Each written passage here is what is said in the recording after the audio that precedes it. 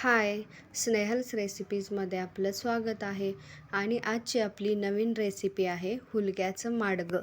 म्हणजेच आपण त्याला हुलग्याचं सूपसुद्धा म्हणू शकतो. काही ठिकाणी कुळीथाचं सूप म्हणतात. आणि याचे उपयोग असे आहेत की यानं फॅट्स कमी येतात, शुगर कंट्रोलमध्ये राहते आणि किडनी स्टोनसुद्धा विरघळायला मदत होते.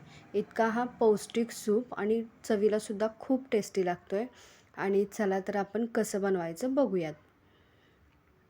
आपण मोठे 2 टेबलस्पून हुलग्याचं पीठ घेतलेलं आहे आणि त्याच्याचबरोबर आपण मोठे 2 चमचे आपण शेवया बारीक चुरून घेतलेल्या आहेत, 2 चमचे. आणि आपण 250 मिली साधारणतः पाणी घेतलेलं आहे, म्हणजे 1 ग्लास. आणि आपण 1 ग्लास पाणी घेतलेलं आहे आणि ते पाणी आत्ता आपण सध्या उकळत ठेवलेलं आहे. आणि आता आपण हे जे पीठ आहे त्यात आपण थोडंसं गार पाणी घालून आपण एकसारखं मिक्स करायचं आहे पीठ, जेणेकरून गुठळ्या होणार नाहीत. व्यवस्थित एकजीव करून घ्यायचं आहे. थोडं थोडं पाणी घालत घालत आपण ते एकजीव करायचं आहे,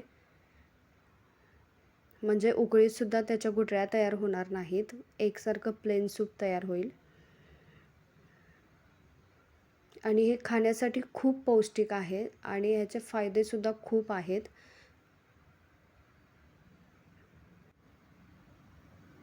आपलं हे एकसारखं मिक्स करून झालेलं आहे आणि प्लीज तुम्ही ट्राय करा, कारण खूप पौष्टिक तर आहेच, प्लस याच्यामुळे आपला हिमोग्लोबिनसुद्धा वाढतो आणि लहान मुलांच्यासाठीसुद्धा हे खूप छान आहे.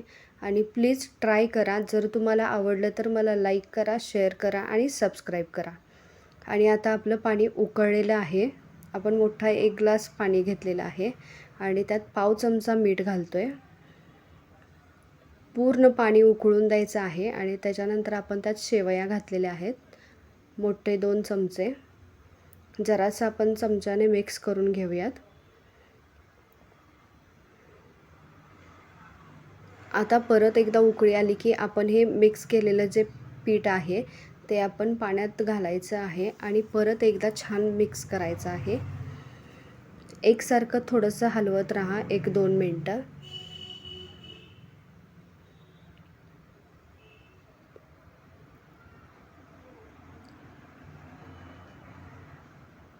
तीन ते 4 मिनटातच हे थोडं थोडं थोडं घट्ट होत येतं. त्यामुळे एकसारखं जरासं हलवत राहा 2 ते 3 मिनटं.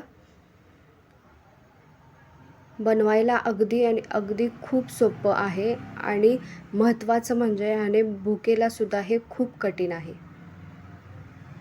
आणि अशा पद्धतीने 5 मिनटं आपण शिजवून घ्यायचं आहे आणि त्याच्यानंतर आपलं हे मस्त हुलग्याचं माडगं, हुलग्याचं सूप छान पद्धतीने तयार झालेलं आहे. मीठ तुमच्या आवश्यकतेनुसार वापरा. थँक्यू.